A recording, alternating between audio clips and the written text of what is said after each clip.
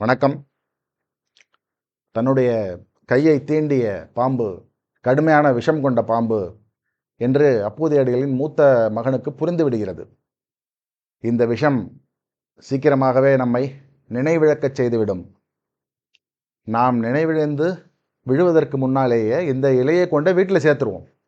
ஏன்னா நம்மளால் சுவாமிகள் உணவருந்துவது தாமதமாகிவிடக்கூடாது அப்படின்னு அந்த பையனுக்கு ஒரு எண்ணம்.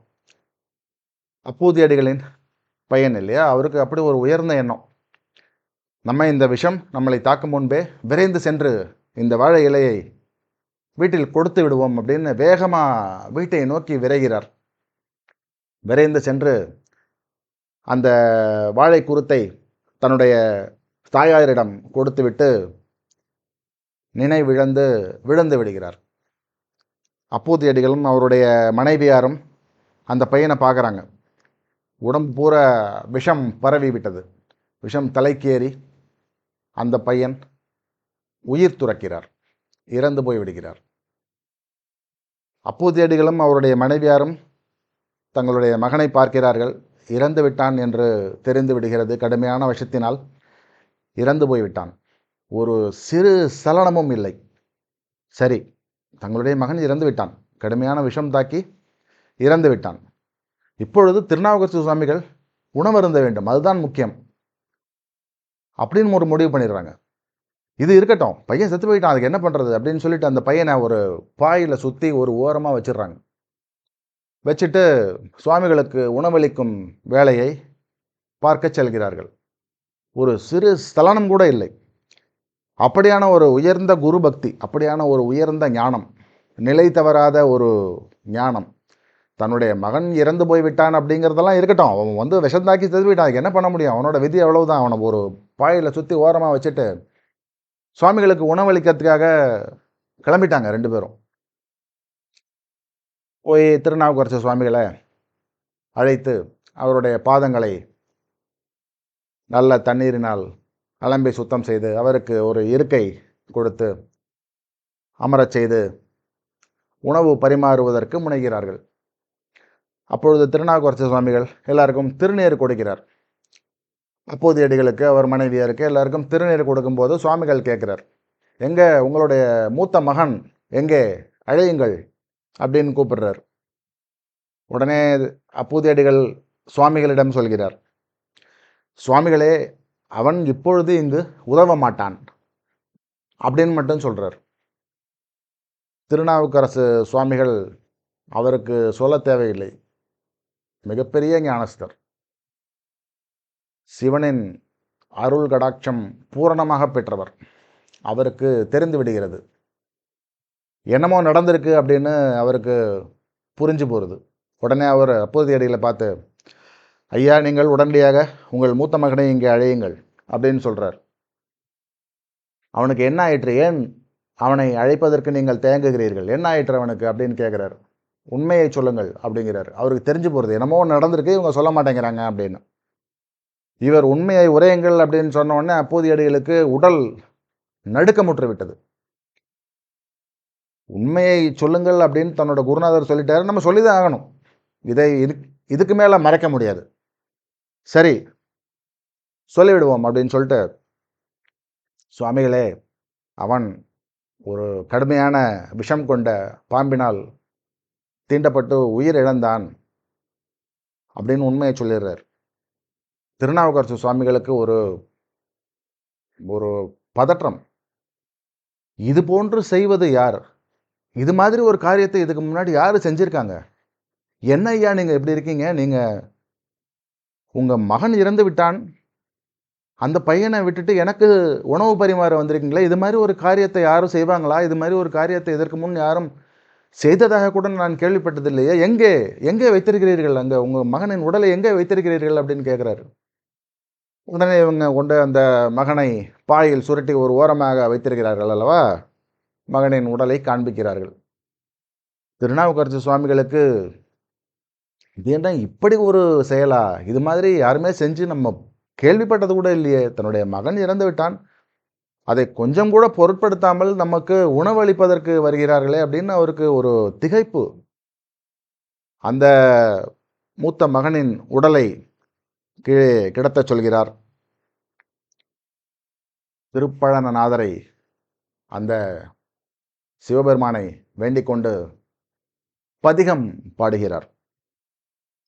விடம் தீர்த்த பதிகம். அப்படி ஒரு அருமையான பதிகம். சிவபெருமானின் பாத கமலங்களை மனதில் நிறுத்தி அந்த பதிகத்தை பாடுகிறார். அவர் பாட பாட பாட பாட அந்த பையனுடைய உடலில் இருந்த விஷம் கொஞ்சம் கொஞ்சமாக நீங்குகிறது. நீங்கி அந்த மகன், அப்பூதியடிகளின் மூத்த மகன், தூக்கத்திலிருந்து எழுவது போல எழுந்துக்கிறான். எழுந்து சுவாமிகளை பார்த்து வணங்குறான், வணங்கி நிற்கிறான். அங்கு சூழ்ந்து இருந்தவர்களுக்கெல்லாம் பிரமிப்பு. ஆஹா, சுவாமிகளை அப்படின்னு எல்லாரும் சுவாமிகளை வணங்குறாங்க. அப்பூதியடிகள் அப்போ என்ன நினைக்கிறார்னா, மகன் உயிர் பெற்று எழுந்து விட்டான். திருநாவுக்கரசு சுவாமிகள் ஒரு அற்புதமான பதிகத்தை பாடி அவருடைய மகனை உயிர்ப்பித்து விட்டார். அவன் உயிரோடு வந்துட்டான். ஆனால் அந்த அப்பூதியடிகள் அப்போ என்ன நினைக்கிறாருன்னா, ஆடை என்னடா இது, இந்த பையன் இன்னைக்கு இப்படி பண்ணிட்டானே, இவன் இப்படி பண்ணினதுனால இன்னைக்கு சுவாமிகள் சாப்பிட்றது தாமதமாகி விட்டதே அப்படின்னு நினைக்கிறார். அப்போதும் ஒரு சிறிய சலனம் கூட இல்லை. எப்படி அந்த பையன் உயிரிழந்து கீழே கிடக்கும்போது சலனமற்று இருந்தாரோ, அதே மாதிரி அந்த பையன் உயிரோடு வந்துட்டான். சுவாமிகள் பாடின ஒரு பதிகத்தினால உயிர் பெற்று எழுந்து விட்டான். அப்பொழுதும் அவருக்கு ஒரு ஸ்தலனமும் இல்லை. இந்த பையன் என்ன இன்னைக்கு இப்படி பண்ணிட்டான், இவன் இப்படி பண்ணதுனால சுவாமிகள் சாப்பிட்றது இன்னைக்கு தாமதமாகிவிட்டது அப்படின்னு நினைக்கிறார். இது போன்ற ஒரு மகான் தன்னுடைய குருவுக்கு இவனால் தாமதமாகிவிட்டது, அவர் உணவு அருந்துவதற்கு இவன் இன்னைக்கு தாமதப்படுத்திட்டான் அப்படின்னு நினைக்கிறார். சரி சுவாமிகளே வாங்க சாப்பிட போகலாம் அப்படிங்கிறார். அந்த திருநாவுக்கரசருக்கு என்ன சொல்றதுன்னே தெரியல. இப்படி ஒருவரா? அந்த மகன் இறந்து கிடக்கிறான் என்பதையும் நம்மள்கிட்ட சொல்லலை. இப்படி ஒரு பக்தியா அப்படின்னு திருநாவுக்கரசர் பிரமித்து போய் விடுகிறார். இந்த மகனையும் அந்த குடும்பத்தினரையும் சுற்றத்தாரையும் ஆசீர்வதித்து சுற்றியிருந்தவர்களுக்கெல்லாம் பயங்கர பிரமிப்பு கலந்த ஆச்சரியம். எல்லாரும் சுவாமிகளை வணங்குகிறார்கள். ஆஹா, திருநாவுக்கரசு சுவாமிகளின் அருளினால் இந்த பையன் திரும்பி உயிர் பெற்று எழுந்தான் அப்படின்னு சுற்றத்தார்களுக்கெல்லாம் மிகப்பெரிய சந்தோஷம். அப்பூதியடிகளுக்கோ சலனமே இல்லை. என்னுடைய குருநாதர் உணவு அருந்த வேண்டும், அதுதான் இப்போ நடக்க வேண்டியது. சுவாமிகளை வாங்க, உடனே சுவாமிகளை வாங்க, சாப்பிட வாங்க.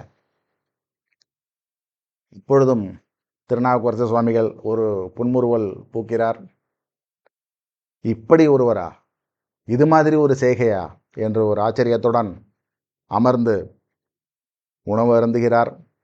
அப்பூதியடிகளையும் அவருடைய பிள்ளைகளையும் தன்னுடன் அமரச் செய்து அவர்களையும் சாப்பிடச் சொல்கிறார்.